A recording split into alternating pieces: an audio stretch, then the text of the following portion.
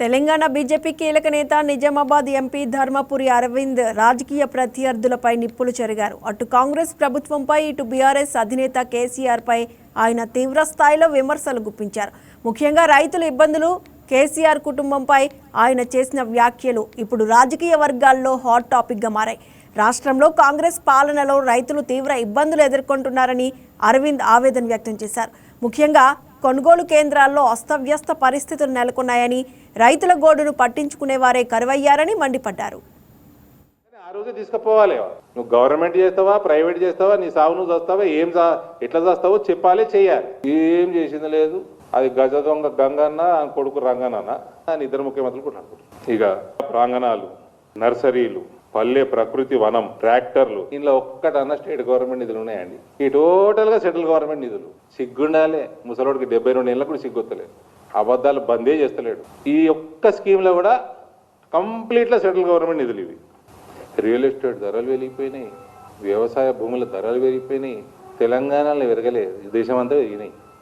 నువ్వు చేసింది ఏం లేదు, నీ కొడుకు బిడ్డ చేసింది ఏం లేదు. 3 ఎకరాలు అది ఇచ్చుంటే అల్లన్న కోటీశ్వరం లేదు, అది 3 గజాలు కూడా ఇవ్వలేదు.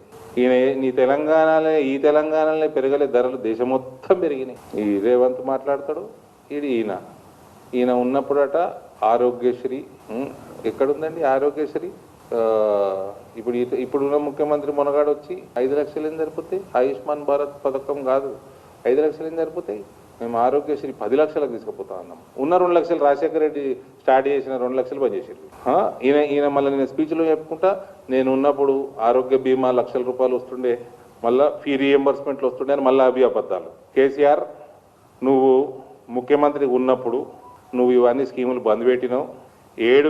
9,000 కోట్ల రూపాయలు ఫీ రీఎంబర్స్మెంట్లు బకాయిలు పెట్టిపోయినావు.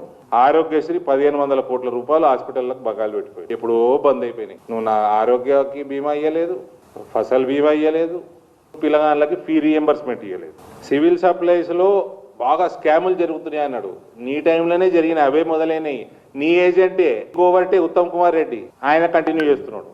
ఆయన పేరుకి కాంగ్రెస్, టీఆర్ఎస్ కార్యకర్త ఆయన. ఇక ఇది ఎన్నిసార్లు అబద్ధం చెప్తాడండి. కరెంటు మీటర్లు మోడీ పెట్టుమని అన్నాడు అని. ఇది దుబ్బాక బై ఎలక్షన్ టైం నుంచి వస్తున్నది.